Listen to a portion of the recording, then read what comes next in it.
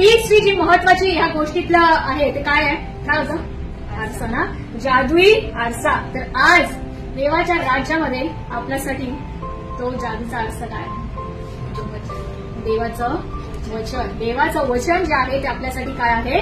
आरसा आहे. आपल्या आत्मिक जीवनाची स्थिती काय आहे हे आपल्याला कोण सांगतं? हा आरसा जे की देवाचं वचन आहे. How many times in a day do we visit the mirror? At least once ना, का आठवड्यातून एकदाच? ठीक आहे, आता रविवार, आठवड्याची सुरुवात झाली. आज बघितलं मी आरशात रेडी होऊन आली चर्चला. मी आहे, ठीकठाक आहे, सुंदर दिसते. आता आठवड्याभर मला आरशाची गरज नाहीये. रोज ऑफिसला जाताना आज जशी दिसत होती ना तेच मी मनात ठेवी. आज मी सुंदर दिसते ना, आता पुढच्या रविवारपर्यंत मी आरशात तोंड बघणार नाही. असं आहे का? रोज आपण आरशासमोर जातो ना.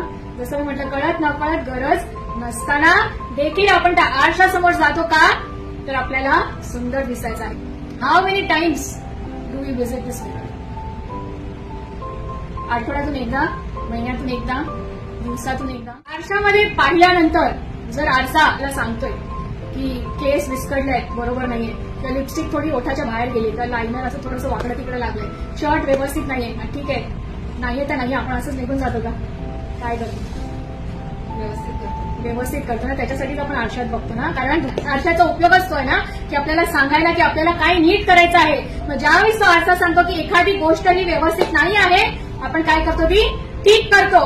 आपण काय करतो? ती फिक्स करतो. तर त्याच रीतीने ज्यावेळेस या आरशात आपण बघतो आणि हा आपला आत्मिक आरसा एखादी गोष्ट आपल्याला नीट करण्यासाठी ज्यावेळेस सांगतो, तसं आपण काय केलं पाहिजे? त्याचं जे वचन आहे ते वाचून आपल्याला सोडून द्यायचं आहे का?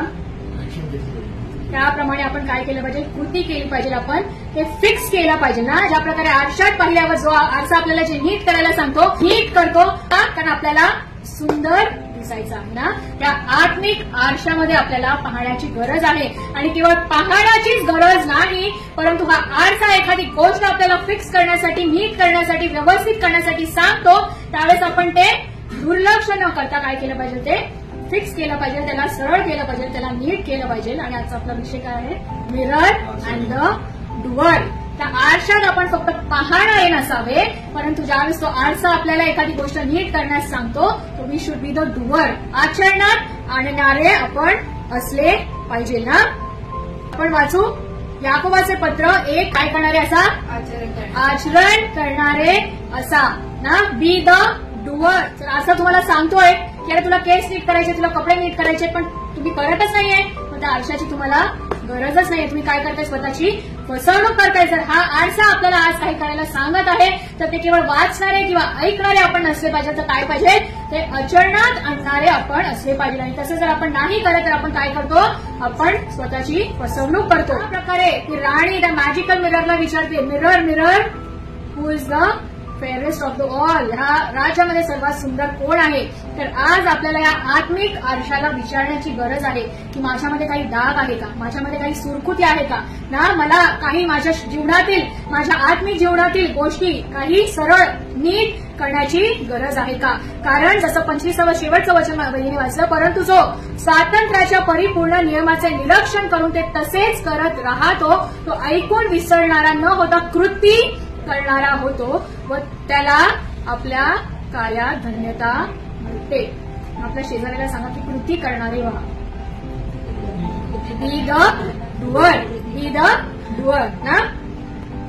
त्यांनी तर आपल्याला शुद्ध आणि सुंदर केलेलंच आहे, परंतु आता ती आपली जबाबदारी आहे. ते सौंदर्य आपल्याला राखून ठेवायचं आहे. मी बाह्य सौंदर्याची गोष्ट करत नाही, आत्मिक सौंदर्याची गोष्ट करत आहे, ज्याची किंमत बाह्यरित्याने पण देवाने आपल्याला सुंदर बनवलेलंच आहे, कारण त्याच्या प्रतिरूपाचा त्यांनी आपल्याला बनवलेला आहे. आणि त्या सौंदर्याची किंमत त्यांनी मोजलेली आहे. ते सौंदर्य आपल्याला टिकवून ठेवायचं आहे. दोष रहित, सुरकुत्या न पडलेली अशी सुंदर एखादी स्त्री सर्वात सुंदर कधी दिसते? ना वधू ना. येण्यासाठी नटते ती, लोकांसाठी, वरासाठी ना. आज whether it is a male or female, आपण सर्व एक मंडळी म्हणून आपण काय आहोत? देवाची वधू आहोत. आणि तो वर लवकरच आपल्याला घेण्यासाठी येणार आहे. त्या वरासाठी आपल्याला काय करायचं आहे? आपलं सौंदर्य राखून ठेवायचं आहे.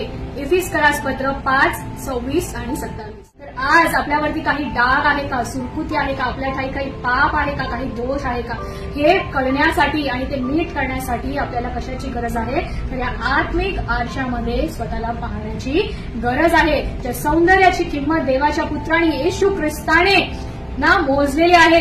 जे एकेकाळी जे सैतानाचं प्रभुत्व होतं, जो अधिकार होता, जे सौंदर्य होतं, ते आज देवाने आपल्याला दिलेलं आहे. ते सौंदर्य ज्या प्रकारे त्या सैतानाने अभिमानाने पापामुळे गमावलं, ते आज आपल्याला गमवायचं नाही आहे, कारण तो आपल्या वधूला घेऊन जाण्यास येणार आहे. त्यामुळे आपल्याला काय करायचं आहे, ते सौंदर्य आज आपल्याला टिकून ठेवायचं आहे. तर आजच्या दिवसापासून जेव्हा पण तुम्ही आरशात बघाल, स्वतःला आठवण करून द्या, कारण I need to be a doer. मला काय करायचं आहे, आचरण करणारा, केवळ ऐकणारा किंवा देवाचं वचन वाचणारा नाही, परंतु त्याप्रमाणे आचरण करणारा व्हायचं आहे. परमेश्वर आपल्या सर्वांना आशीर्वादित करो.